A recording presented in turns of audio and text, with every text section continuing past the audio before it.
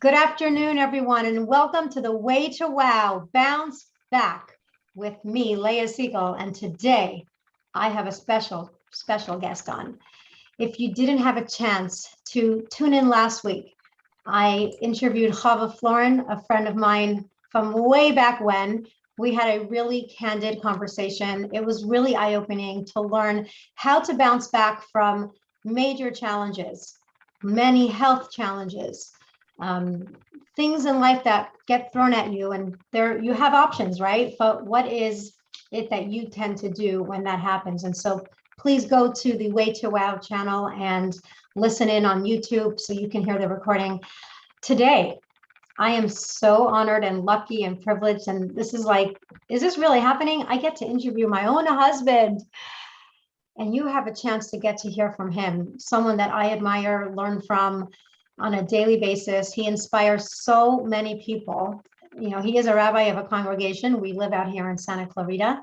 And you're going to get to hear, and I'm going to try not to get emotional. I'm not promising anything though. His journey to where he is today. You know, sometimes you see a finished product and they look perfectly polished and so perfect, and you don't think that there's a mess behind it and how they got there and what they've had to endure and overcome.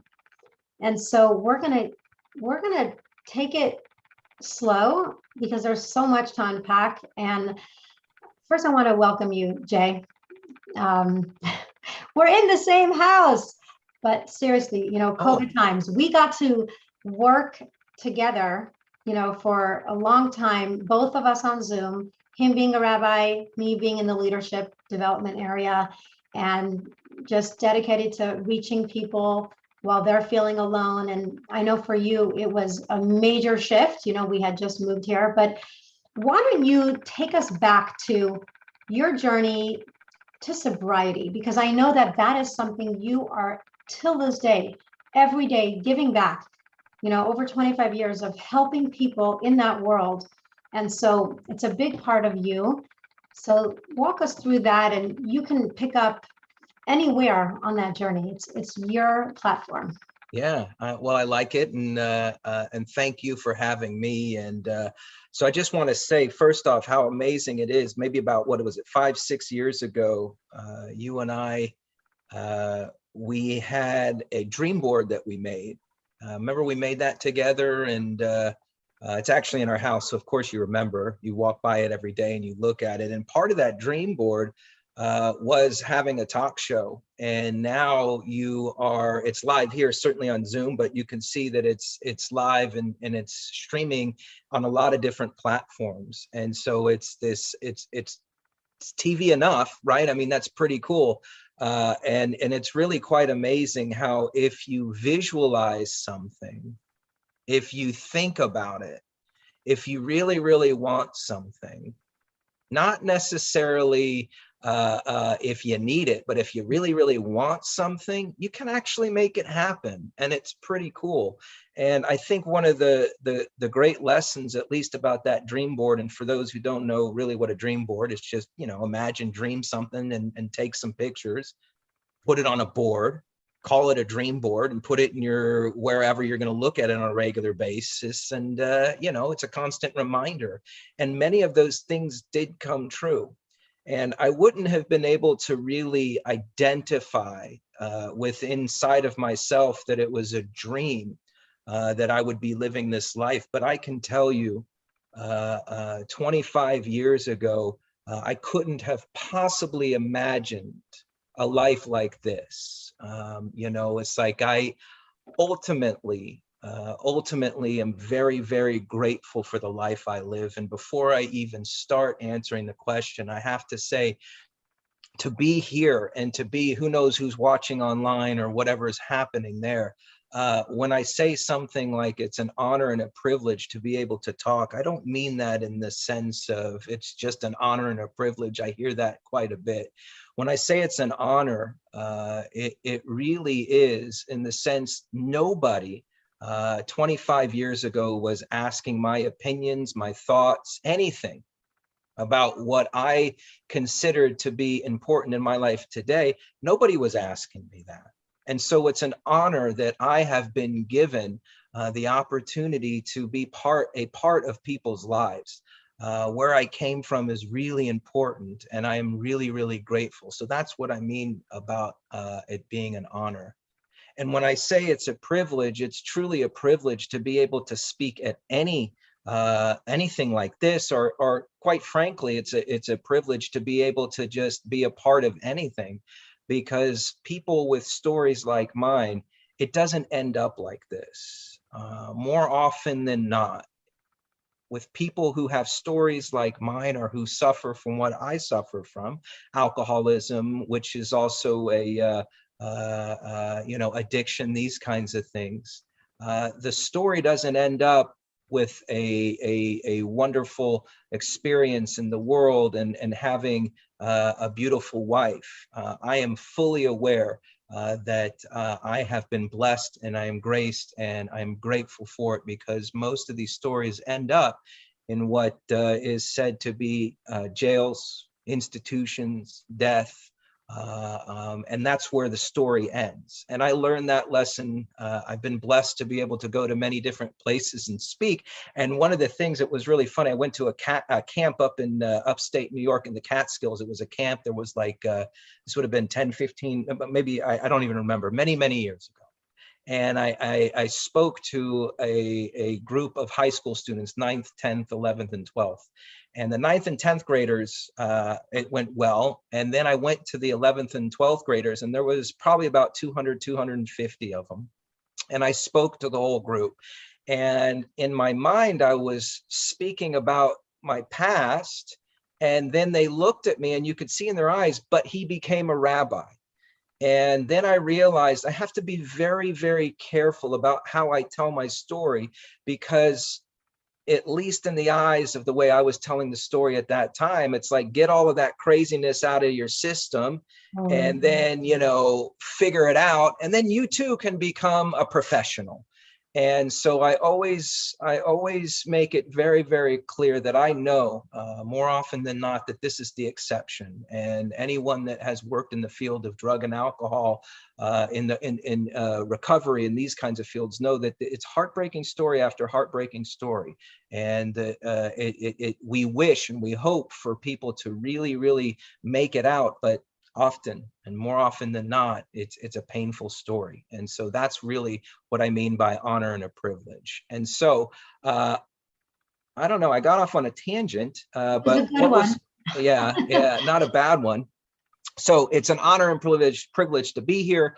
And so really where my story starts, and I there's a lot of different starting points. And so, and depending on how one really wants to look back at their life, we can all identify places in our life where there was a pivotal moment. And I'll share with you just one of those. And hindsight is, as they say, is 2020. And I only look back at my life now through the lens and really the beauty of being able to look back and being able to really identify.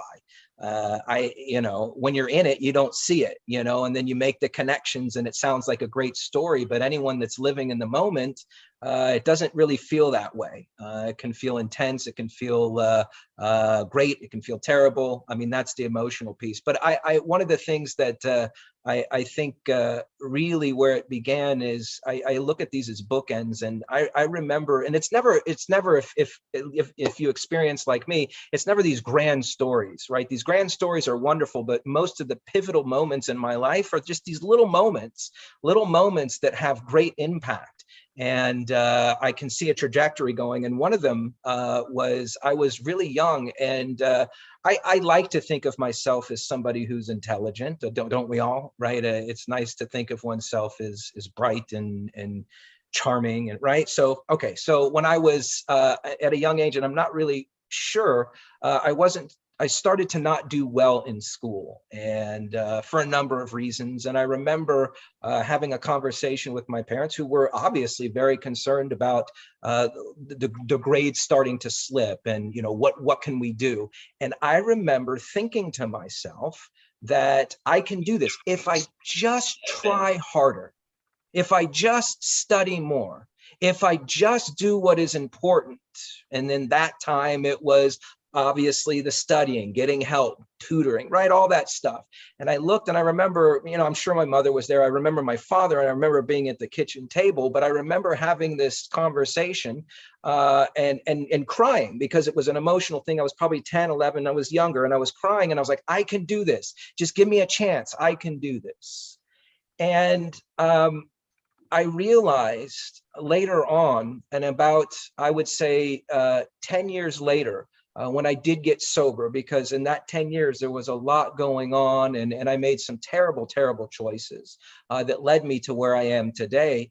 But at that point, 10 years later, I was crying again in my early 20s. I was 20 years old, crying again, saying, I can't do it alone. I desperately need other people.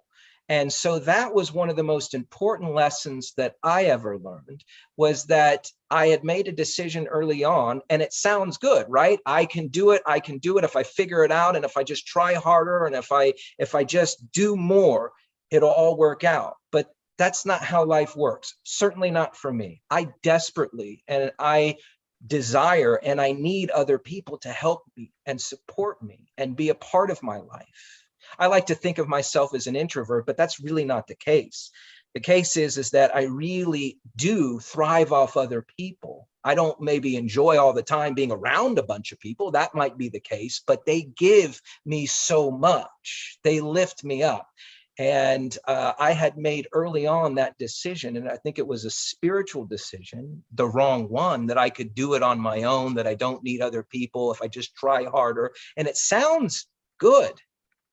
We actually learn that in the world in which we live, right? Try harder, figure it out, this rugged individualism that we really kind of champion in our world. But many of us know that that's not how it works, nor is it even the reality. So that's really how I kind of look at where I made one of the what seems like a small choice, but affected and impacted my whole life, until I decided that I desperately need other people. Wow. I can actually be at that kitchen table with you. I can see the little boy, 9 years old, 10 years old.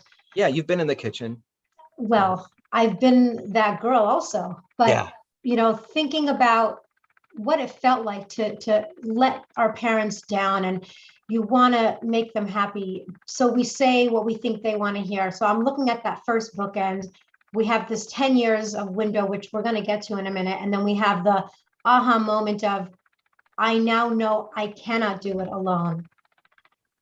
Tell us, if you can, whatever you feel comfortable sharing, what were some of the darker moments in that 10 years, and what was that for you that made you realize? Because that was the wake-up call, but how did you get there? What made you really say, I'm really ready for help? Was there a moment that happened in your life, or was it literally you were exhausted, you were done? Tell us. Yeah, it actually, I'll just share. So I started really, and I'll just give you a brief synopsis. And I actually, I rekindled a relationship with an old friend of mine from Dallas, where I grew up, and he actually moved out here over COVID, and we have a long history. I've known this guy for many, many years, and we really started doing drugs together at a young age. We were 12 years old, and we were on our bicycles, and we would,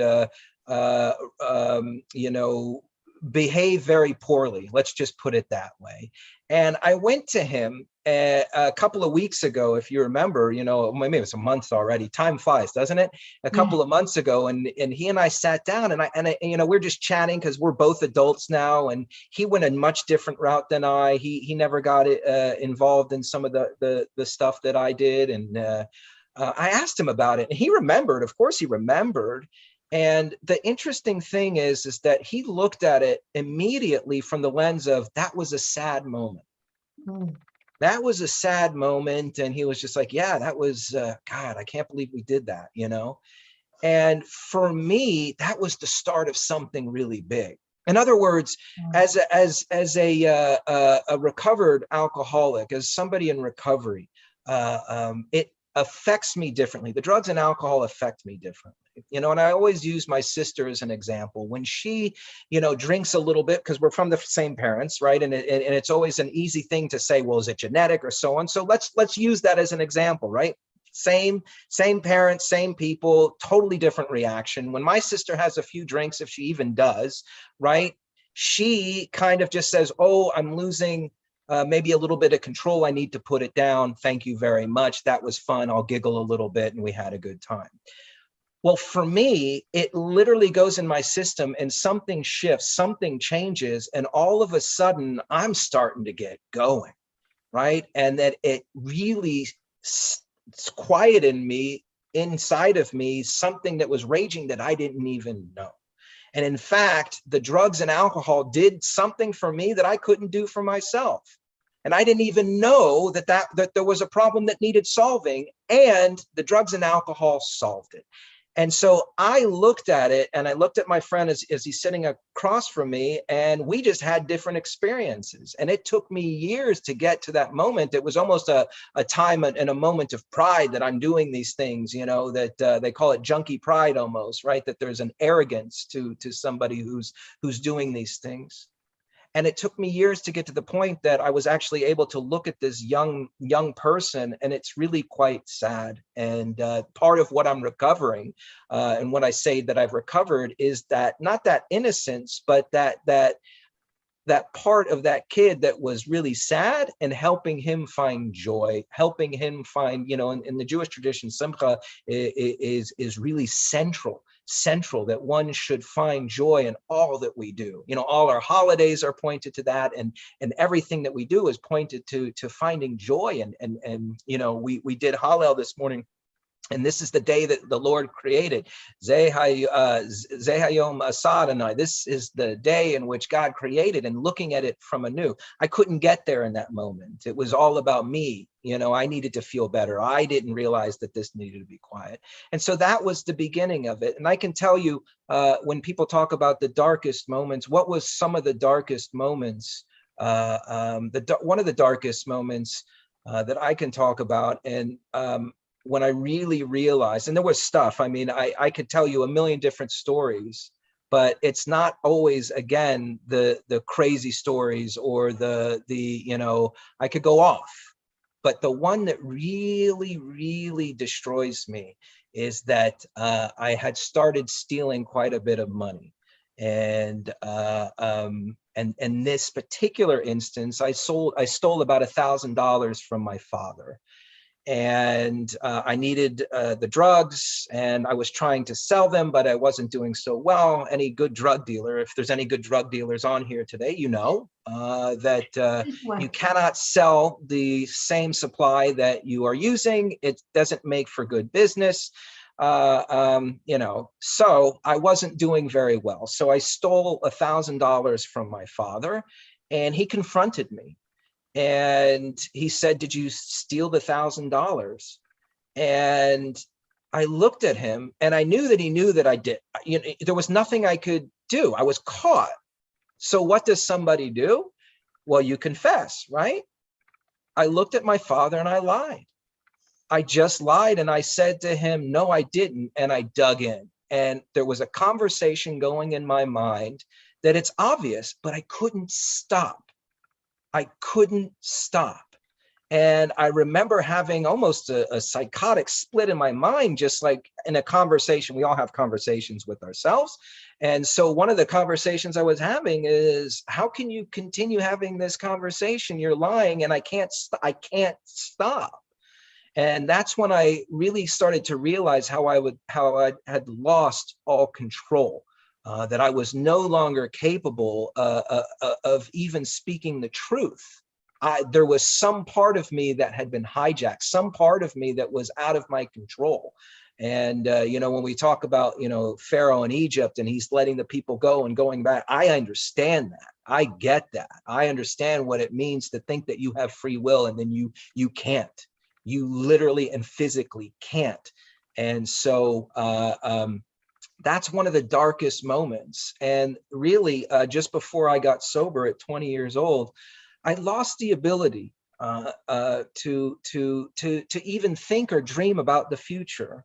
Right now, it's just like Leah, you and I are. We have we're exploring. Or we're talking about ideas about moving into our new home together, and you can daydream about it and fantasize. Look at the carpet, right? We're doing all of these fantasies and ideas about what's to come.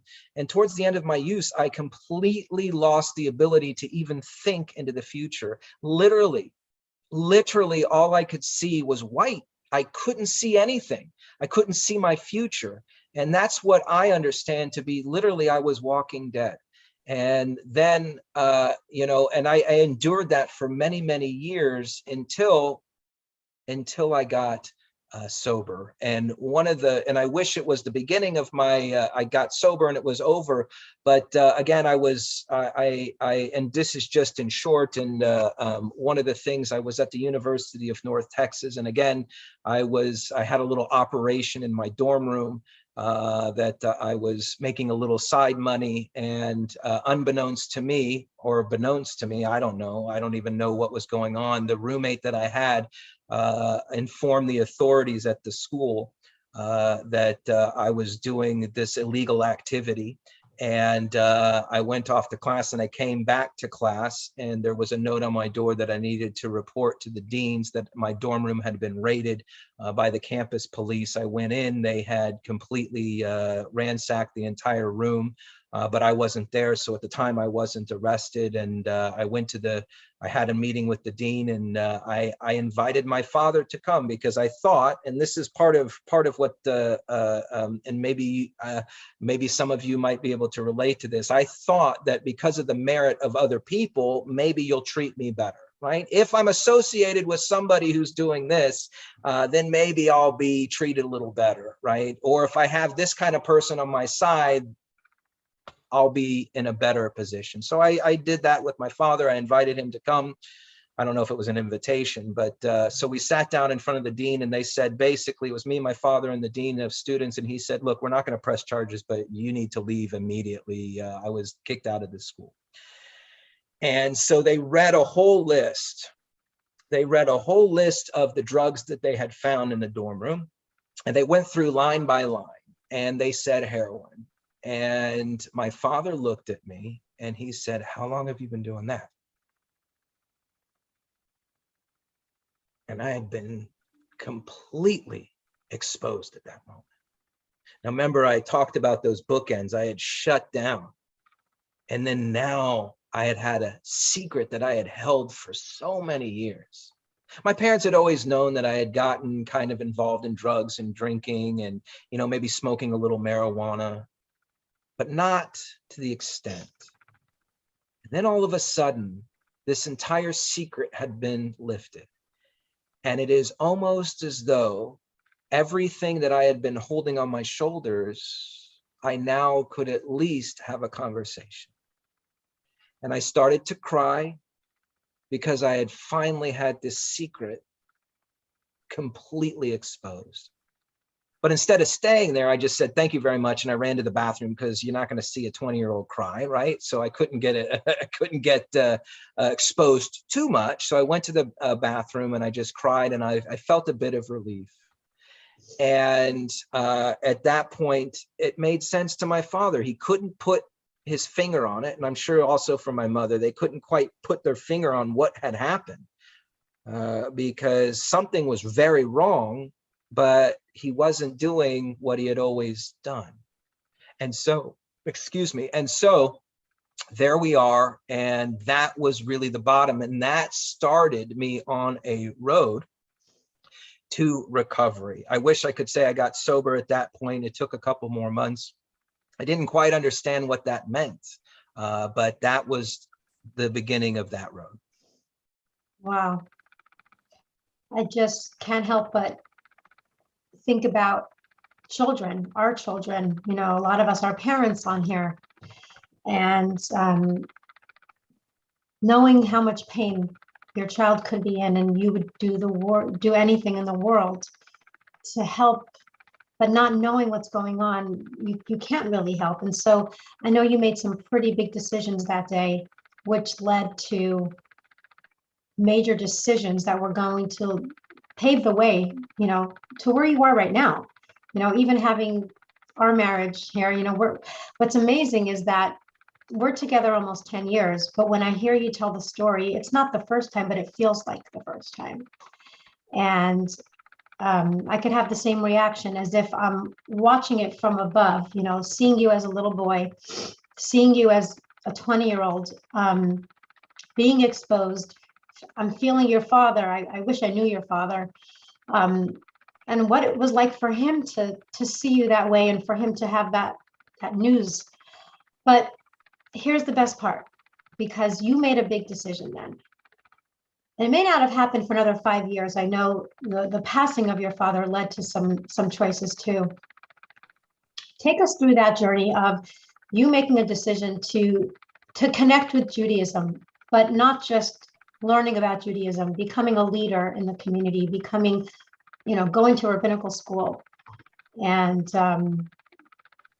yeah, so it's a great question, and I Judaism has always been a part of my life. I always identified as Jewish, and growing up Jewish in Texas, and I think I was high school of 3,000 people, and maybe there was a handful of Jews, 5, 6, 7, 8, 9 Jews. And, my parents had always, it was a priority, went to Hebrew school, those kinds of things, and, went to synagogue, and it was a part of our lives, and joyfully so. Most of the friends of the family obviously were Jewish, and so on. So, but this idea of finding Judaism, not just as a religion, and I couldn't have understood the difference, between what was religion and how I'm going to find spirituality and what it means to me, and being a seeker and wanting to have a connection and these kinds of things. And so when I was in my, just prior to that story that I told you, I started seeking.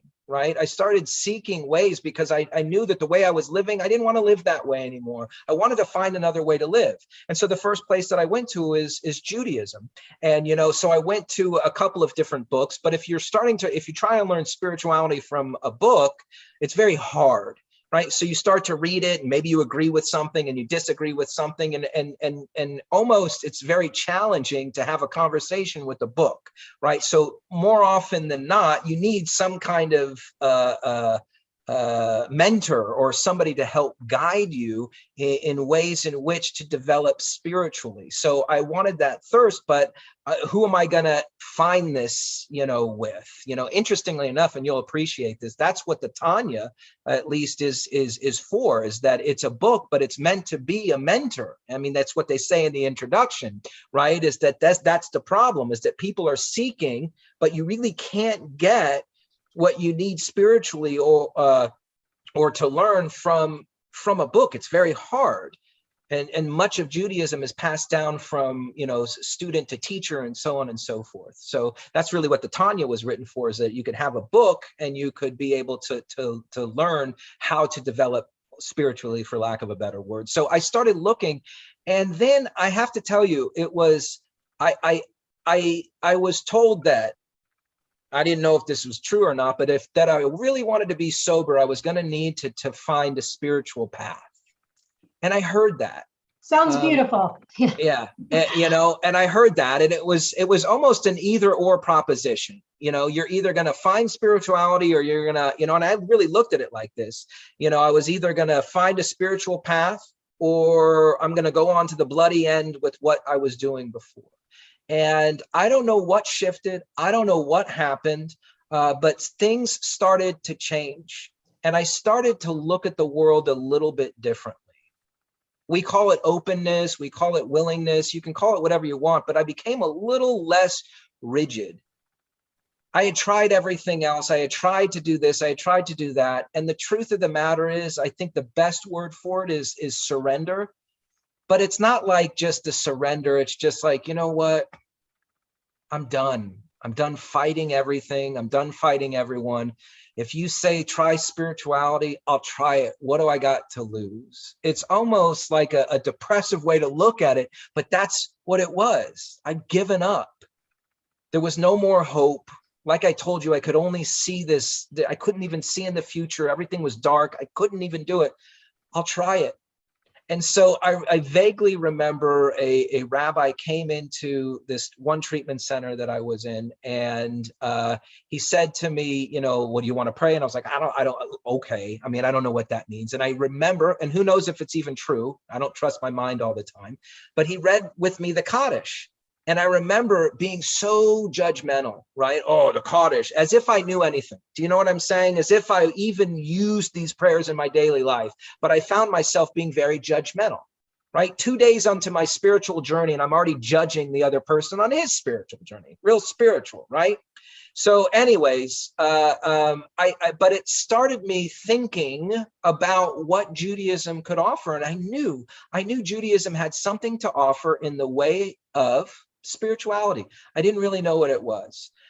Shortly after, I started using drugs again, and I went off to another treatment center. And in that treatment center, the very day that I was there, another young guy came in, and he was a young guy from a Hasidic upbringing, and he had suffered from some traumatic stuff, but he had grown up in Israel, very, very religious guy. And he asked me if I wanted to put on tefillin. I said, okay. And then that very Saturday, they asked if you wanted to go to services. And I said, okay, I'll go to Jewish services. And they drove me on a Saturday to services. And I didn't miss a Saturday for over 5 years. And I started to develop a community. And I started to really, really develop the importance of what it meant to be a part of and not separate from. And I started to learn what it meant to be in something and not looking from the outside in. And so I became more and more open, and I became fascinated about what Judaism had to offer. But I had to keep it to myself, because at this point, if I only had a couple of months sober, and you're starting to tell people, everyone does this, right? They get a couple of months sober and all of a sudden they're going to change the world. I'm going to do all this. So I kept it to myself. And I just quietly, what I needed to do, I needed to get a degree. I needed to do this. I needed to do that. I had to do a lot of things to go there. And I quietly put my head down and did what I needed to do to make that happen. And in the process, I began learning. In the process, I began to develop a community. And it was really each and every day trying to be a little bit bigger, trying to be a little bit more open in the Jewish tradition, in spirituality. And that's what started it. And so one of the biggest things, and this is just something, I don't know about you guys, but many times my mind starts to, I can be judgmental at times. Maybe other people have, or opinionated, right? Anyone opinionated? And so I was sitting in, I was probably, 5 months down this journey, 6 months down this journey. I don't really know, but I remember the moment. And there was a rabbi up on the beam, a very large synagogue in the Midwest. And here he was. And I thought to myself, I can do better than that. And I heard myself say that. And I was like, that, you may be able to do better than that, but that is one of the most arrogant things to say. And I thought to myself, okay, put your money where your mouth is. You at 21-year-old know more than anyone else in the world, and you could do better. Put your money where your mouth is. And then I realized that, it's a long haul. And 10 years later, I was actually ordained as a rabbi, but I learned an important lesson that day, that everyone in this world that dedicates themselves, and we all do on some level, to service, to being of service to people, to being of service to your community, being of service to your family, people who are dedicated to that, that is a real decision. That's the most important decision I think we can make on a daily basis. And so for me to ever judge anyone on how they choose to be of service really made me think again about how important it is for me just to show through actions what we mean, and really keep my opinions to myself, and really keep my judgments of other people, because we never know. We never know what somebody else's struggle is. We never know what somebody's experience is. In fact, I'm only living my experience. It's the only one I got. So it's pretty important to me, but that's true for all of you that are here right now. And so that was in short. And so slowly, you know, I got it. I finally got a degree. Got my bachelor's, and I took a year off. And did I just want to work in the drug and alcohol treatment? Did I just want to become a really, you know, a drug and alcohol counselor? Not on how to do it, but, you know, like in recovery. I'm sure there's jobs out there like that. So I really made the decision, and I applied to 2 rabbinical schools, one in New York and one in LA. And I made the decision that LA was a better fit. Things just happen. You know, if we let things fall into place, they just do. The less me I get involved in some of these things, the better they turn out. Does that make sense? Right? The less me I try and get involved in all my decision making. And it was really great. So I ended up moving to Los Angeles, and that started this journey. Wow. You know, I always have this image. This image is something I found online before you and I met. When I got introduced to you, I was looking you up, right? Who never Googled anybody, right? So I'm Googling Rabbi Jay Siegel. And this picture comes up, this really handsome man, and you were looking at me, okay? In my mind, you were looking at me. It was a headshot, and it was an article that was published in a newsletter or newspaper somewhere. It popped up online, and you were speaking about Beit Tshuva, where you were working at the time. And in that article, you're talking about the story you shared this morning. You mentioned yourself as a 4th grader when you knew you had a problem because you told yourself, I don't need anyone, I can do this on my own. But what was amazing was watching what other people wrote about you, where they were saying, this man saved my life, Rabbi. If not for Rabbi Jay, I wouldn't be alive.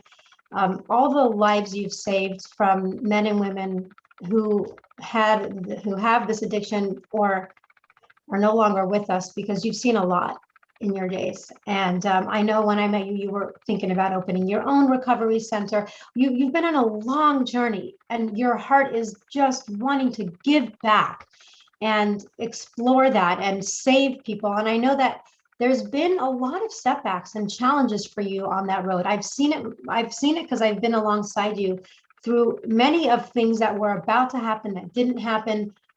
And what you're doing today with how you're giving back using the 12 steps. You know, you have 12 steps through spirituality running through our temple, and really helping people with all types of addiction. But if you don't mind to share some of the challenges and setbacks, or let's even call them surprises. I like that word, right? Oh, a lot of surprises. And again, looking back, it's all hindsight. And so I had wanted to work within the field as a rabbi in recovery and what that looked like, and there was a lot of different opportunities.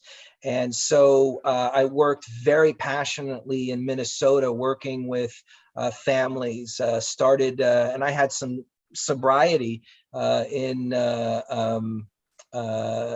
Minneapolis, and I worked for a place called Hazleton for several years, and just loved it. Loved working with people. Loved kind of the idea of how can spirituality help people recover from what seems like a hopeless condition, and watching the success stories and being a part of it. And you know, Alcoholics Anonymous has been a huge part of my life for the past 25 years, and Judaism has been a huge part in bringing those together. And I just became so passionate about it, loved it. And so much so that even when I was ordained, my dean was just like, more often than not, when you just have a singleness of purpose, and when you only look at one thing and you're focused, it can be very dangerous. But he gave me a bracha that you know, this was important. And that's important. So hold that in your mind for just a moment. And so I had done that. And even so, there was so many connections that I was making. There was a gentleman from a very wealthy Los Angeles family and that went through Hazleton, and we worked with this guy, and he was very problematic, and he relapsed in the institution, and he was very, I mean, had a lot of problems, and he left and he went back to LA. Well, 6 months later, I flew into LA, I moved to Los Angeles, and I found out about Beit Tshuva. Now, my father had passed in the interim, so I was in and out of town a lot. But the minute that I had a chance and some time to invest in Beit Tshuva, that guy was there that we had kicked out of Hazleton. And it was really interesting that these kind of crazy, moments that we were brought together, and it felt like it was going down the right road. And so I worked very passionately at Beit Tshuva from 2002 to 2005, and then I went to Israel for a year, and I worked with troubled youth in Jerusalem, and went several times to some of their treatment centers and helped work with them when they were like 50 years behind what we're doing in the United States. So I learned a lot there. And then I came back and I worked back at Beit Tshuva from 2008 to 2011, where I was really doing all sorts of different things and helping people get to, and it's not me that help people. And I want to be very, very clear. Again, the less me, the better. The more God and the more spirituality and the more I can root it in something outside of me, the better. And that's really what has been important for me to remember. In a lot of ways, my ego can be stroked way too much, and it can create more problems than not. So having worked in that field, I finished my position over at Beit Tshuva around 2011, and I was still very passionate about it. And for several years, I started speaking with different people about ways to do that. And I went to school to get my master's in business nonprofit, and I was able to do that. And I really looked, and I was really looking at how to develop a nonprofit that could help people in recovery. And yeah, we had a lot of the surprises is it came down to money. And I was able to secure several gifts to get it started and bring people together. And I found that, I could do some fundraising and so on. And then what I found was that for me, other people might be able to do it very well. For me, I couldn't mix the money with the recovery. I couldn't do it anymore because I felt as though I was serving two masters. And again, for me, there are other people that are able to do it, and they do it very, very well. And I'm grateful for them. And I know the people that they help, they're very grateful. For me, I couldn't figure out how to serve the two masters. And when I was in it, I didn't realize that was the problem. And then I made a decision, and I said, I need to let it go. And the minute that I said I need to let that go, and then what I can do is help people through Alcoholics Anonymous, putting on a class here and there, and that I can really take being a rabbi to another place and be open to serving people at large, that the spiritual principles that I've learned along the way, that the way in which I've been able to live my life, a Jewish life, is something that I want to share with all sorts of different people. That singleness of purpose was no longer what I wanted to do anymore. I wanted more than just what it was. And I had several mentors kind of guide me, even saying that, Jay, there's a much bigger life out there. You can explore some of that. And so all of these things started happening at the same time. And the moment that I made that decision, and we all know this, the moment that we make a decision and we see clearly, it is like an entire new perspective comes. And it was a moment that I had. And then at that moment, literally that night that I had made that decision, I was still working for the Federation and the Jewish Federation of Los Angeles. And there was a big event, one of the biggest events of the year. And I saw someone there that was a big part of the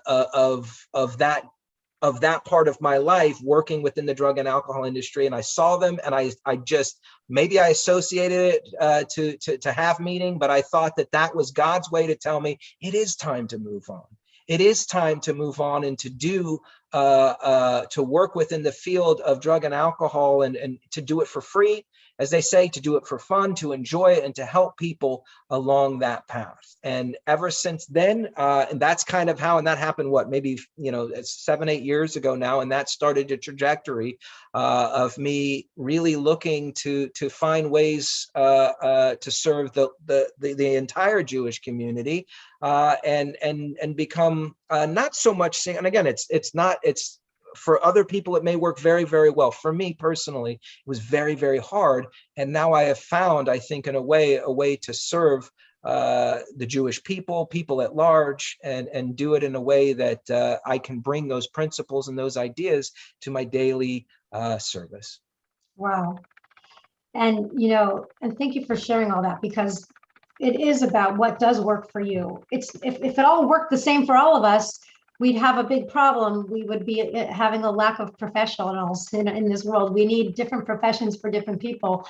And so you wouldn't be where you are today. We wouldn't be where we are today as a community. And I know we have a lot of support on this call. I mean, I'm looking around this room, and I know we're being broadcast live on multiple platforms, but I want to take a moment and just say, to the people that are here, Heath, you're such a part of our life. And through the Jewish Federation, you and Lisa became such close, I feel like family. And we have Debbie, and we have Susanna and Denise, I mean, from our community, and we have your mom on here. There's so much love and support. People really gravitate to you because you have such a love that you give.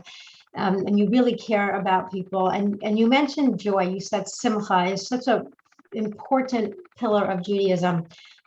Tell us, what brings you the most joy? Oh, well, I mean, the truth is I'm a smart man. I'm a smart. No, I have to tell you, what brings me the most joy is perspective. And I have to say that too often when my perspective is very limited, it becomes very heavy. When my vision is very limited, there's no joy in that. When I start to think big and look at all the people here that are just in this room, and whoever else is out there, and that's a part of my life, and that's a part of your life, and when I start looking at the big picture, automatically I have joy.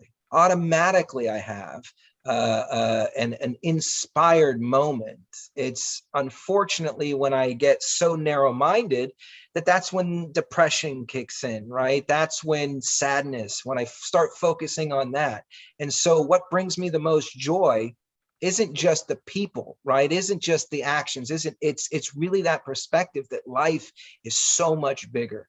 Unfortunately, I suffer from, and too often we say when the human condition, it's a negative thing, right? The human condition is actually quite a beautiful thing, right? The human condition is one in which we experience love, and we experience people, and we experience all sorts of wonderful things. But also with that comes some of the more challenging things. And part of the human condition is that at times I do see, and I can't see past my own nose, and I get so involved in my own world that it seems that that's the only reality. And so what brings me joy is the principle or the spiritual practice of looking at the world as such an amazing place filled with so much possibility and not problem. It's just like we live in a big world. They say, it's a small world. It's really not. Yeah. It's really not. It's very big. There's 7 billion people on this planet that we're just kind of floating through the universe, and we're just a speck. Yeah. I don't know if you've ever noticed this, but it's just like, if you look, I mean, it's quite a miracle that any of us are even here, the odds of any of us being here. And when I really get into that perspective, and we're just a small part of the United States, and a small part of California, and a small neighborhood in Los Angeles, and all of a sudden I think my problems are the most important in the world. It's really crazy to think, right? That my kitchen sink is only stuck on hot water. That's the big deal of the year. And that problem seems to be the most important problem. But the reality is that the world is so much bigger. If I get stuck in minutia, I got a lot of problems. If I get stuck in how big everything is and how wonderful just the opportunity to be here today, all of a sudden joy seems a little bit more accessible. In fact, that's who I am. I love that, because perspective, I think of possibilities. And when you think of what's possible, you think of hope, right? Viktor Frankl, right? His book. I mean, I think about what keeps someone going in the most darkest time is really the idea of what can become. And I love what you share today. And I want to give people a chance to ask any questions. If anyone has any questions for Rabbi Jay, feel free to unmute your mic. Because you're live, you get to be here with a voice. If there's anyone here who has anything to share or ask, it's a good time. I came in a little bit late, but I just want to say that, Rabbi, you're doing such a great job in the community. And I really enjoy you being part of our synagogue. And I love running into you at the gym. I love a rabbi who takes good physical care of himself as well. So anyhow, good job. Thank you. And Susanna, you know, I do, we actually bumped into each other this morning, and she says, I'm not going to talk because when we do end up chatting, we chat for a while, and it's always a great conversation, and I learn a lot from you. And I will say this is that, you know, she's an inspiration too, because she's constantly active, and the more action breeds more action. And so that's really what it's about. It's not just, I can't stay still. The body and soul, and I shared this with Susanna, and I know she agrees with me because, you know, we see each other all the time there. But one of the most important things, if my body, and this is why working out is so important to me. This is why at least eating as best as I possibly can, not all the time, don't trust me, it's not perfect. But if my body's not working great, it's all I can think about. You know, when we wake up in the morning as Jews, and when we say our prayers, we say the prayer about our body. Thank you for the gift of our body, for everything that works, and it's working great, right? There's wisdom in that. None of us have really anything to do with the insides of our body doing what it's doing. But you realize if it's not working great, oh, you know right away. And it's impossible to do what's next is to thank God for your soul. Thank God for the life that you have.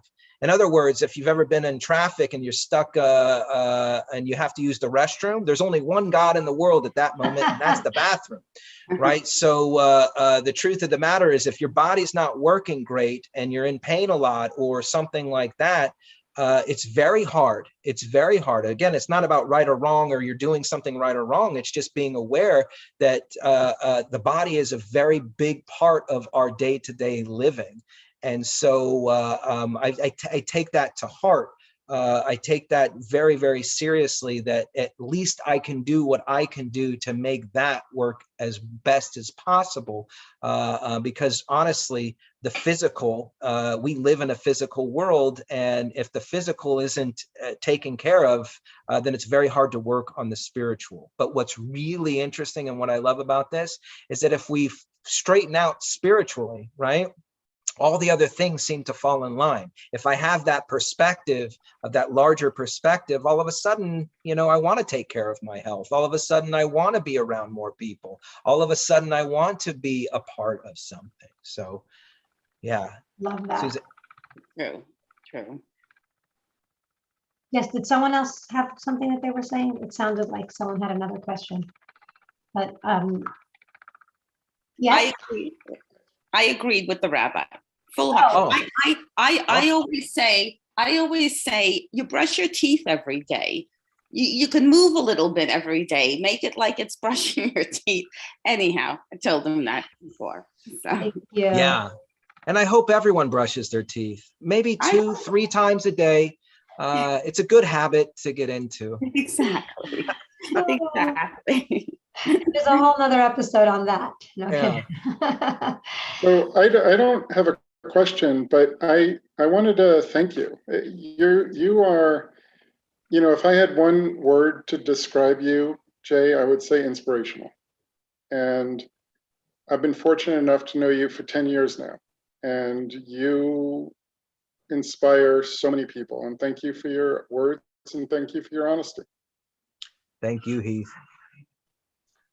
I want to thank the people in your world, Jay, because how you became who you are right now, it's the people who supported you, loved you, worked with you, taught you, really formed that support for you, and your family is grateful for that. You know, you really have a strong network of people over the past 25 years that have been an influence on you because you let them, because you opened up to that. And thank God you had that other bookend, that wake-up call saying, I do need people. You know, we're not meant to do anything alone. You know, we make jokes, you and I, all the time. We hear people post on social media, self-made millionaire, right? And we always laugh and say there's no such thing, because there were things in, maybe they weren't born into money, but nobody's self-made, right? It takes a village. It takes whatever coaching, mentorship, you know, that were, and there's forces involved. And so we can't do anything alone. We need to let God in. And I'm so grateful. You know, I grew up in a world of addiction, not knowing much about it. People close to me having different addictions, not knowing much about it. Going to get emotional. But you really helped me understand and have compassion and see it in a new perspective, and to notice and to really tell, you know, you could tell when someone's really in recovery. You could go through the motions of the 12 steps. Are you really sober? Right? You've showed me things about sobriety. You're not just sober because you abstain from something. There's a sober way of living. And I think we have so much to learn from you. And the best part is the journey is just starting. You know, there's so much ahead. There's so much that is unwritten that we get to write, all of us on here, all of us watching. And so if you want to know how to reach Rabbi Jay, Kevin is going to, I want to thank my producer, Rabbi Kevin Bemmel, who has been such a support and really helped me find my voice on the air, because you know, we started off one way. We were talking money talks and bringing you different professionals that can help you with, you know, your student loan debt and different attorneys. And they were wonderful and it was great and it was important. And then I realized I'm still hungry for something else. And let's figure out, and making those pivots with me to bring the audience something that I really want to share, which is helping people and interviewing them to share their story. You know, we all come from somewhere. And one of the things you taught me, Jay, is don't forget where you came from. And you are so good at teaching people and helping people realize that, because on a day-to-day basis, we have to remind ourselves that there was once a time when. You can fill in the blank. But thank you, Rabbi Bemmel, for making this possible. And you're going to put in the footnotes of this episode, Rabbi Jay's Instagram, Facebook. You know, he is a rabbi of a large congregation out here in Santa Clarita, Congregation Beth Shalom. And if anyone ever wants to have some time, I just volunteered your time. Don't kill me. Oh, yeah. But here's why it's important. Because the reason we all go through what we go through, I believe, is to help the next person. When I think about what I've been through, and we've all been through things, I tell myself it was worth it if I can help the next person. And every day we meet people who need to hear our story. We cannot stop sharing our story. Everyone has one. Everyone needs to share. And so I'm so grateful. My mother-in-law, awesome, Nancy, I love you. Your hand is up. I don't know if you have a question or you're just giving me a high five. Either way. No, I wanted to make a comment about Jay's journey, and everything that you closed with is what I wanted to say. But it's also the people around had to learn. Jay was brought up with a lot of love, but we were unaware of a lot of things. And I remember his first recovery program, I saw that he wasn't listening to what the people were saying about recovery. So I took notes and put it on his pillow so that he would know it. I learned that was not the right thing to do, that he had to grow on his own, and I had to grow also, and let him learn, and I had to learn on how to let go and how to develop my own self. So there was a reading in a book that I had that, and it was on gratefulness, which is something Jay always talks about, but being grateful in some ways for the illness, because I learned so much.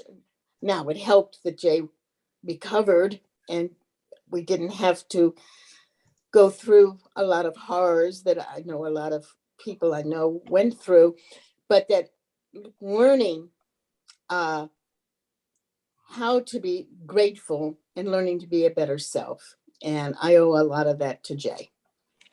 Thank you, Mom. We love you. Love you And too. stay tuned. Next week, we have a surprise guest. Again, coming from a dark place, finding the light, overcoming challenges. Your story matters. Maybe that's what I should name my show one day. That's good.